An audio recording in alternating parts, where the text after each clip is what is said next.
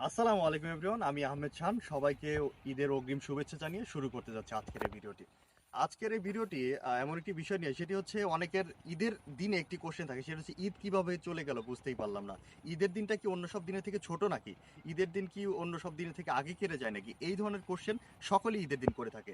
তো এই কোশ্চেনের সমাধান কিন্তু হবে আমার কাছে আনা তিনটি বিষয় নিয়ে। সো তিনটি বিষয়ের শুরুতে যে বিষয়টি, সেটি হচ্ছে আমরা সাধারণত ঈদের আগের দিন যে ভুলটা করে থাকি, সেটি হচ্ছে ঈদের আগের দিন অহেতুক রাত জাগি। রাত জাগার পরিমাণটা এমন হয় যে 1টা বাজে, 2টা বাজে, 3টা বাজে, 4টা বাজে আমরা ঘুমাই না।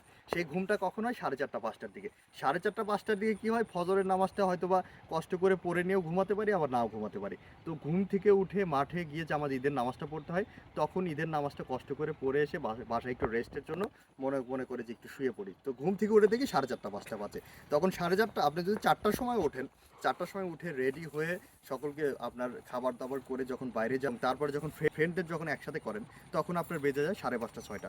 আর এদিকে আপনার সূর্যটাও নিচে নেমে যায়, আপনার দিনটা শেষ হয়ে যায়। তখন কি হয়? আপনার কাছে মনে হয় ঈদের দিনটা কখন যে চলে গেল, কিভাবে চলে গেল বুঝতেই পারলাম না। দ্বিতীয় যে কারণটি, সেটি হচ্ছে অনেকে এই ঈদের আনন্দটাকে বেশি উপভোগ করার জন্য বিভিন্ন ধরনের নেশাপানি করে থাকে। কেউ গাঁজা খায়, কেউ মদ খায়, কেউ বিভিন্ন ধরনের খারাপ নেশা করে থাকে যেন ঈদের আনন্দটাকে আরো বেশি সে উল্লাসে উদযাপিত করতে পারে।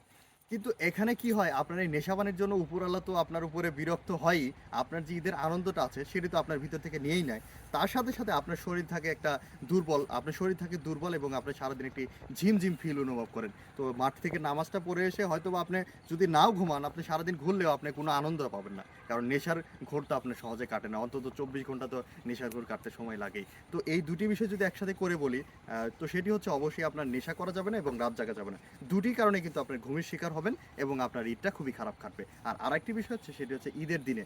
ঈদের দিনে আমরা যে বড় ভুলটা করি, সেটি হচ্ছে অহেতুক আমরা খুবই রাশ ড্রাইভ করি। আমার আমার যদি গাড়ি থাকে, একটা বাইক থাকে, অথবা আমার যদি কার থাকে, আমরা ঈদের আনন্দটাকে আর বেশি পাওয়ার জন্য কী করি?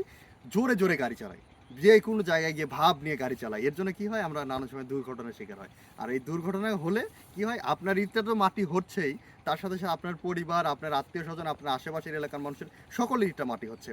এই ঈদের দিনটাকে আনন্দে উল্লাসে কাটাতে হলে এই তিনটি বিষয় মাথায় রাখতে হবে। তো ভালো থাকবেন, অবশ্যই আমার ভিডিওটি শেয়ার করবেন, সকলেরই জানা উচিত। তো ঈদ মোবারক।